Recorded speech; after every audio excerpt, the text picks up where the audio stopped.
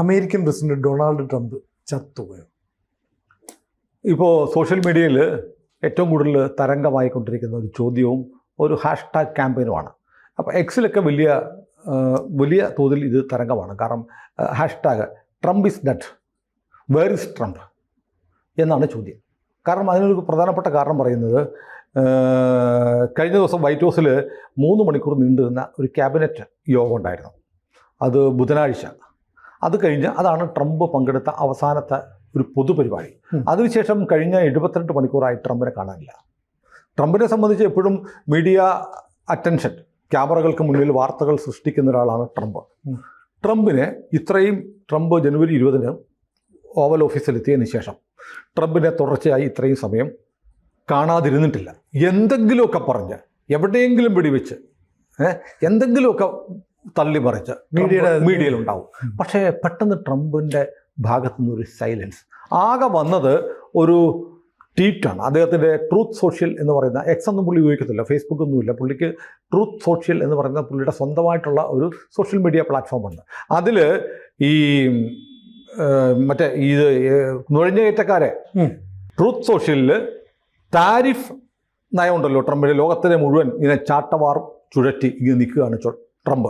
അങ്ങനെ താരിഫിൻ്റെ പേരിൽ ചാട്ട ചുഴറ്റുന്ന ട്രംപിൻ്റെ നയം അമേരിക്കൻ അന്താരാഷ്ട്ര എമർജൻസി നിയമത്തിന് വിരുദ്ധമാണ് എന്ന് നൽകിയ കേസിൽ ട്രംപിനെതിരെ വിധി വന്നു. അപ്പീൽ കോടതി പറഞ്ഞു, ഇങ്ങനെ ഈ നിയമം കോൺഗ്രസ്സിന് മാത്രമുള്ള, കോൺഗ്രസ് പറഞ്ഞാൽ അമേരിക്കൻ പാർലമെൻറ്റ്, കോൺഗ്രസ്സിന് മാത്രമുള്ള ഈ അധികാരം ട്രംപ് എടുത്ത് പ്രയോഗിക്കുന്നത് അനുചിതമാണ്, അധികാര ദുർവിനിയോഗമാണ്, അത് അംഗീകരിക്കാൻ പറ്റില്ല എന്ന് പറഞ്ഞ് ഫെഡറൽ കോടതിയുടെ വിധി വന്നപ്പോൾ ട്രൂത്ത് സോഷ്യലിൽ ട്രംപിൻ്റെ ഒരു സ്റ്റേറ്റ്മെൻറ്റ്, ഇത് കേസ് നീൽ കത്തിയാൽ എന്ന് പറഞ്ഞ ഇന്ത്യൻ വംശജനായ അമേരിക്കൻ അസിസ്റ്റൻറ്റ് സോളിസിറ്റർ ജനറലൊക്കെ ഒബാമയുടെ കാലത്തും ബൈഡൻ്റെ കാലത്തുമൊക്കെ വലിയ ലീഗൽ ഡിപ്പാർട്ട്മെൻറ്റിൽ വലിയ പദവി വഹിച്ചിരുന്ന അമേരിക്കയിലെ പ്രസിദ്ധനായ അഭിഭാഷകനാണ് നീൽ കത്തിയാൽ. 55-കാരനാണ്, ഇന്ത്യൻ വംശജനാണ്. അദ്ദേഹമാണ് ഈ കേസ് കൊടുത്തിരുന്നത്. അപ്പോൾ അദ്ദേഹത്തിൻ്റെ കേസിൽ അനുകൂലമായ വിധിയുണ്ടായി, ട്രംപിനെതിരായിരുന്നു.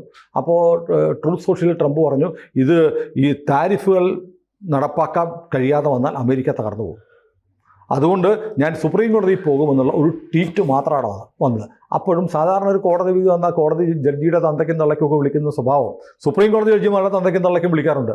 ഇവൻ ബൈഡൻ്റെ ജഡ്ജിയാണ്, ഇവൻ ഡീപ് സ്റ്റേറ്റിൻ്റെ ആളാണ്, ബാസ്റ്റഡ് ആണെന്നൊക്കെ പറഞ്ഞിട്ട് പുള്ളി ജഡ്ജിമാരെ തന്തയില്ലാത്തവനാണെന്ന് ജഡ്ജിമാരെ കുറിച്ച് പറഞ്ഞിട്ടുണ്ട്. ഈ എമിഗ്രൻസിൻ്റെ പുറത്താക്കുന്ന കേസിൽ ജഡ്ജിയുടെ തന്തയ്ക്കൊക്കെ വിളിച്ചിട്ടുണ്ട്. കാരണം ഈ വിമാനത്തെ കയറ്റി അയക്കുന്നവരെ തിരിച്ചു കൊണ്ടുവരാൻ പറഞ്ഞുള്ള കേസൊക്കെ നമ്മൾ ചർച്ച ചെയ്താണ്. അപ്പോൾ അപ്പോഴൊക്കെ ജഡ്ജിമാരെ പുലയാട്ട് പറയുന്ന സ്വഭാവം ട്രംപ് അപ്പോഴും പുറത്തു വന്നിട്ടില്ല. അപ്പോൾ ഈ സാഹചര്യത്തിലാണ് ട്രംപിന് എന്തു പറ്റി എന്ന് പറഞ്ഞ് വലിയ ക്യാമ്പയിൻ ആരംഭിച്ചത്. അപ്പോൾ അമേരിക്കയിലെ ഏറ്റവും പ്രസിദ്ധമായ ഒരു കാർട്ടൂൺ സീരീസാണ് സിംസൺ എന്ന് പറയുന്ന കഥാപാത്രം. സിംസണിൻ്റെ കഥാപാത്രത്തിൽ ഹൂ ലീവ് എന്ന പേരിൽ ആരാണ് ജീവിച്ചിരിക്കുന്നത് എന്ന് സംശയമുണ്ട് എന്ന തരത്തിൽ സിംസന്റെ കാർട്ടൂണുകളൊക്കെ വന്നു. ആ തുടർച്ചയായി ഈ കാർട്ടൂൺ സീരീസ്, ഈ ഷോ ഇനിയും തുടരും എന്നൊക്കെ പറഞ്ഞ് വലിയ കാർട്ടൂണുകൾ വരുന്നു, പത്രത്തിൽ വാർത്ത വരുന്നു, ടാബ്ലോയിഡുകളിലൊക്കെ ട്രംപ് ഇപ്പോൾ ജീവിച്ചിരിപ്പില്ല എന്നൊക്കെ പറഞ്ഞ് വലിയ വാർത്ത. ഇത് വന്നപ്പോൾ ഈ വൈറ്റ് ഹൗസിൽ ട്രംപിനൊരു വക്താവുണ്ട്. അമേരിക്കൻ ഗവൺമെൻറ് അല്ല, ട്രംപിൻ്റെ പേഴ്സണൽ സ്പോക്ക് പേഴ്സണായിട്ടുള്ള കരോലിൻ ലിയാവിറ്റ് പറഞ്ഞു, ഒരു കുഴപ്പമില്ല, ട്രംപിന് ഒരു കുഴപ്പമില്ല. അപ്പോൾ ആകെ ഉള്ളത് അദ്ദേഹത്തിൻ്റെ കൈകളിലൊക്കെ പിങ്ക് നിറത്തിലുള്ള പാച്ചസ് ഉണ്ട്, പാടുകൾ. പിന്നെ ഉള്ളത് കാലുകൾക്ക് നീരുണ്ട്. അപ്പോൾ ഇതിന് ഈ കരോലിൻ ലിയാവിറ്റ് പറയുന്ന ട്രംപ് ഇപ്പോൾ ഇങ്ങനെ ഒരുപാട് പേർക്ക് ഷെയ്ക്ക് ഹാൻഡ് കൊടുക്കുന്നത്, ഷെയ്ക്ക് ഹാൻഡ് കൊടുത്തിട്ടാണ് ഇവിടെ ഇവിടെ പിടിച്ച് ഷെയ്ക്ക് ഹാൻഡ് കൊടുക്കുന്നത് നമ്മൾ കണ്ടിട്ടുണ്ട്. ഇവിടെ ഈ പാട് വന്നിട്ടുണ്ട്. പക്ഷേ ട്രംപിന് എന്തോ ഒരു ഞരമ്പ് രോഗമുണ്ട്, അങ്ങനെ ഞരമ്പ് രോഗം ഇപ്പോൾ നടന്നുകൊണ്ടിരിക്കുകയാണ്. ജെഫ്രി ഇപ്സന്റെ കേസ് അല്ലേ, കരീബിയൻ ഐലൻഡിൽ പോയി ചെറിയ പെൺകുട്ടികളെ ഉപദ്രവിച്ചു ബലാത്സംഗം ചെയ്തെന്നുള്ള കേസ് ഇപ്പോൾ വിചാരണയ്ക്ക് വരാൻ പോവാണ്. സെപ്റ്റംബർ ഒക്ടോബർ ആകുമ്പോഴത്തേക്ക് വിചാരണയ്ക്ക് വന്ന് ആ ലിസ്റ്റിൽ ജെഫ്രി എപ്സ്റ്റന്റെ കേസിൽ ട്രംപ് പ്രതിയാണ്. അത് ട്രയൽ ചെയ്തിട്ട് അമേരിക്കൻ പ്രസിഡന്റ് സ്ഥാനം പോകാൻ സാധ്യതയുണ്ട്. അതുകൊണ്ട് ട്രംപ് ചിലപ്പോൾ ഒക്ടോബർ മാസം തയ്ക്കില്ല എന്ന് വലിയൊരു അഭ്യൂഹമുണ്ട്. അപ്പോൾ എന്താ സിലു എന്താ പറയാൻ പറ്റുന്നത്? അല്ല, ഈ ട്രംപിന് ഇതൊക്കെ വരുന്നത് എന്തോ ഒരു അസുഖം, ശരീരത്തിനുള്ള അസുഖമുണ്ട്. ഈ അസുഖത്തിന്റെ ബാഹ്യ പ്രകടനം, അത് ശരീരത്തിനുള്ളിൽ എന്തെങ്കിലും ആന്തരികമായിട്ട് അസുഖം ഉണ്ടെങ്കിൽ പുറത്തേക്ക് അത് പ്രകടിപ്പിക്കുക. അപ്പോൾ രക്തം കട്ടിപിടിക്കുന്നതോ അങ്ങനെയൊക്കെ. രക്തം കട്ടപിടിക്കുന്നത് അറിയോ? ഈ കരോലിൻ കിയാവിറ്റ് പറഞ്ഞു, ട്രംപ് ഈ കയ്യിലൊക്കെയുള്ള ഈ പാടുകൾ കാരണം ഒരു ആസ്പിരിൻ കഴിക്കുന്നുണ്ട്. അത് കാർഡിയോ വാസ്കുലർ പ്രിവെൻഷനായിട്ട്, ഹൃദ്രോഗത്തിന്. അപ്പോൾ ഈ ആസ്പിരിൻ കഴിക്കാൻ, ഹൃദ്രോഗികൾ ആസ്പിരിൻ കഴിക്കാൻ പറയും. ആസ്പിരിൻ കഴിച്ചുള്ള ഗുണം എന്തറിയോ? രക്തം കട്ടപിടിക്കത്തില്ല. രക്തം കട്ടപിടിക്കാതിരിക്കാൻ കഴിക്കുന്ന ഗുളികയാണ് ആസ്പിരിൻ. ആസ്പിരിൻ അത് മാത്രമല്ല, ആസ്പിരിൻ്റെ ഒരു പ്രധാനപ്പെട്ട ഉദ്ദേശം അതാണ്. അതുകൊണ്ട് ആസ്പിരിൻ കഴിക്കുന്നുണ്ട് അതുകൊണ്ടാണ് ഇങ്ങനെ വരുന്നത് പറയുന്നത്. ആസ്പിരിൻ കഴിക്കുമ്പോൾ ഒരു ദോഷമുള്ളത് ഹീമോഫീലിയ പോലെയുള്ള രോഗങ്ങൾ, അതായത് മുറിവുണ്ടായാലും രക്തപ്രവാഹം നിൽക്കാത്ത, രക്തം കട്ടപിടിക്കാതിരുന്ന രക്തം മുഴുവൻ പൊയ്ക്കൊണ്ട്, നമുക്കൊരു മുറിവുണ്ടായാൽ രക്തം മുഴുവൻ അതിലൂടെ വാർന്നു പോകാത്ത രക്തം അവിടെ കട്ടപിടിക്കും. കട്ടപിടിച്ചാൽ മുറിവ് തന്നെ ഉണങ്ങും. രക്തത്തിന്റെ കട്ടപിടിച്ച രക്തം കൊണ്ട് ഒരു പൊറ്റ പോലെ, അത് നമ്മൾ പൊറ്റ എന്നില്ല പറയാം, പൊറ്റ പോലെ ഒന്ന് അടയും. ആസ്പിരിൻ കഴിച്ചാൽ അത് ഉണ്ടാവത്തില്ല. അപ്പം ഈ ബ്ലോക്കൊക്കെ ഉണ്ടാകുന്ന ആളുകൾക്ക് ആസ്പിരിൻ കഴിക്കാൻ പറയും. അപ്പം ലിയാവിറ്റ് സമ്മതിച്ചു, ട്രംപ് ഇപ്പോൾ ആസ്പിരിൻ കഴിക്കുന്നുണ്ട്. ആസ്പിരിൻ കഴിക്കുന്നുണ്ടെങ്കിൽ സ്വാഭാവികമായും ഈ സ്കിൻ ഡിസീസ്, നമുക്ക് ചിത്രം കാണിക്കാൻ പ്രശ്നമില്ല, സ്കിൻ ഡിസീസ് വഴി കഴിക്കുന്നതിനാണോ ആസ്പിരിൻ കഴിക്കുന്നത് എനിക്കറിയില്ല. കാർഡിയോ വാസ്കുലർ, അതായത് ഹൃദയധമനികൾക്ക് കുഴപ്പമുണ്ട്, അവിടെ രക്തം കട്ട പിടിക്കാതിരിക്കാനാണ് ഇത് ഈ മരുന്ന് ആസ്പിരിൻ കഴിക്കുന്നത്. അപ്പോൾ ട്രംപിന് ഹൃദ്രോഗമുണ്ടെന്ന് കണക്കാക്കാം അല്ലേ? മാത്രമല്ല, ട്രംപിൻ്റെ മുഖം കണ്ടു, ഈയിടെ വല്ലാത്ത ചടച്ച് വീങ്ങി ആരോഗ്യവാനായ ഒരു ട്രംപിനെ അല്ല ഇപ്പോൾ കാണുന്നത്. അത് മാത്രമല്ല, ട്രംപിൻ്റെ വത്സല ശിഷ്യൻ, ഒരു കാലത്ത് ട്രംപിന് കണ്ടുകൂടായിരുന്നു JD വാൻസിനെ. അത് പിന്നീട് ഈ ട്രംപിൻ്റെ ഏറ്റവും വലിയ ശത്രുവും എതിരാളിയും വിമർശകനും ഒക്കെ ആയിരുന്ന വാൻസിനെ വളരെ പെട്ടെന്ന് ട്രംപ് കൂടെ കൂട്ടി മാഗയുടെ നേതാവാക്കി, വൈസ് പ്രസിഡന്റ് ആക്കി. എന്നിട്ട് ആ വൈസ് പ്രസിഡന്റ് ആയ സമയത്ത് തുടക്കത്തിൽ ട്രംപിനോട് ചോദിച്ചിരുന്നു, വാൻസ് ആണോ അടുത്ത അവകാശം? ഇല്ലില്ല, ഒരുപാട് പേരുണ്ടെന്ന് പറഞ്ഞിരുന്നു. പക്ഷെ ഒരു മാസം മുമ്പ് ട്രംപ് പറഞ്ഞു, ഉറപ്പ്, എൻ്റെ പിൻഗാമി വാൻസ് ആണെന്ന് പറഞ്ഞു. ആ വാൻസ് 3 ദിവസം മുമ്പ് പറഞ്ഞു, അമേരിക്കൻ പ്രസിഡന്റ് ഓവൽ ഓഫീസിൽ ഇരിക്കാൻ അവസരം വന്നാൽ ഞാൻ ഇരിക്കും, വേണമെങ്കിൽ ഞാൻ ഇരിക്കും. അതായത് ഇരിക്കും, ആ ടെറിബിൾ ആയിട്ടുള്ള എന്തെങ്കിലും സംഭവിച്ചാൽ ഞാൻ ഇരിക്കും. അങ്ങനെ സംഭവിക്കാതിരിക്കട്ടെ. അപ്പോൾ ടെറിബിൾ ആയിട്ടുള്ള, ഭയാനകമായിട്ടുള്ള എന്തോ സംഭവിക്കാനുള്ള ഒരു സാധ്യതയുണ്ടെന്ന് JD വാൻസ് പറയുന്നു. JD വാൻസിന് ട്രംപ് ഒന്നും ചത്ത് കിട്ടിയിട്ട് അമേരിക്കൻ പ്രസിഡന്റ് കസേരയിൽ ഇരിക്കണം എന്ന ആഗ്രഹമുണ്ട് എന്ന തരത്തിലുള്ള കാമ്പയിനും വരുന്നുണ്ട്. ഏതായാലും ട്രംപിൻ്റെ സ്ഥിതി നമ്മൾ കേൾക്കുന്ന പോലെയല്ല. ട്രംപിൻ്റെ ആരോഗ്യം വല്ലാതെ മോശമായിരിക്കുന്നു. ട്രംപിൻ്റെ ഓർമ്മ ബൈഡന് സംഭവിച്ചതുപോലെ, ബൈഡനെ കളിയാക്കിക്കൊണ്ടാണല്ലോ ട്രംപ് വന്നത്. 79 വയസ്സുണ്ട് ട്രംപിന്. ഓർമ്മ ഇല്ല എന്ന് പറയുമെന്നറിയാൻ പോലെ. കഴിഞ്ഞ ദിവസം പറഞ്ഞില്ലേ, മോദിയെ ഞാൻ 4 പ്രാവശ്യം വിളിച്ചു, മോദി ഫോൺ എടുത്തില്ല. അടുത്തല്ലേ, മോദിയെ ഫോൺ വിളിച്ച് ഞാൻ പേടിപ്പിച്ചു. എടുക്കാത്ത ഫോണിൽ കൂടെ എങ്ങനെയാണ് പേടിപ്പിക്കുന്നത്?